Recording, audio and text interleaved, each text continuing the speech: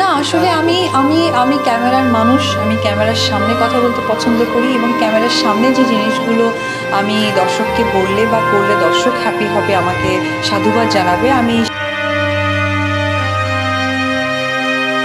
শাকিব বুবলি এক হওয়ার বিষয় নিয়ে এবার মুখ খুললেন চিত্রনায়িকা অপু বিশ্বাস।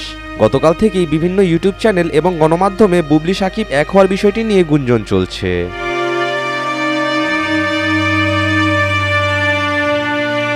এই ঘটনা চলাকালীন সময়ে অপু বিশ্বাস দেশের বাইরে অর্থাৎ ইন্ডিয়ায় ছিল।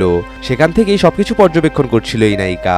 তিনি ফেসবুকে একটি পোস্ট করেন যেখানে লেখা ছিল, গুরুত্বহীন মানুষদের গুরুত্ব দিতে গিয়ে আমরা নিজেদের গুরুত্বটাই কমিয়ে ফেলি।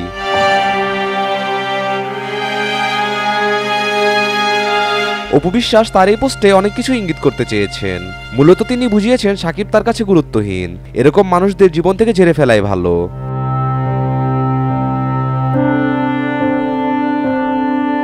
মূল কাহিনীটা ছিল শাকিবের অনুপস্থিতিতে বুবলি শাকিবের বাসায় গিয়েছিল।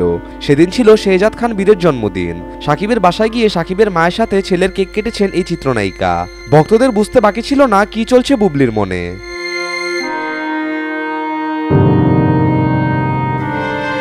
আবার আরেকটি ভিডিওতে দেখা যায় বুবলি শাকিবের প্রশংসা করছে। তিনি ভিডিওতে বলেন, শাকিব নায়ক হিসেবে যেমন সেরা তেমনি বিজনেসম্যান হিসেবেও সেরা। তার এই কথায় নেটিজেনদের আর কিছুই বোঝার বাকি ছিল না।